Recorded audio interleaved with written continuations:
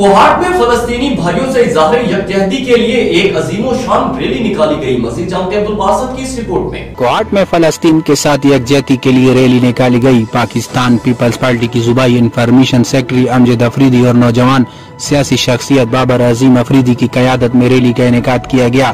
اس غیر سیاسی ریلی میں وکلاء برادری، سیاسی و سماجی شخصیات اور بڑی تعداد میں نوجوانوں نے شرکت کی۔ ریلی کی شرکاء سے خطاب کرتے ہوئے سابق MP امجد افریدی نے کہا کہ زمینی حقائق اور مسلم ممالک کی منافقانہ اور بزدلانہ خاموشی کے بعد لگ ایسا رہا ہے کہ مزید ایک ہفتہ اگر جنگ جاری رہی اور حماس و فلسطین کی طرف سے توجہ نہ دی گئی تو فلسطینی مسلمان اپنے وطن سے محروم ہو جائیں گے۔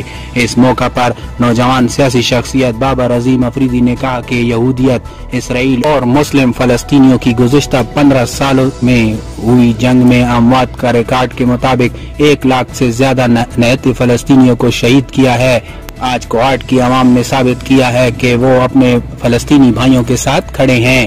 اظہار یکجہتی ریلی عظیم باغ سے کوہاٹ سٹی تک پرجوش انداز میں اختتام پذیر ہوئی، جس میں سینکڑوں گاڑیوں سمیت موٹر سائیکلوں میں ہزاروں کی تعداد میں عوام نے شرکت کی۔ عبدالباسط، راز نیوز، کوہاٹ۔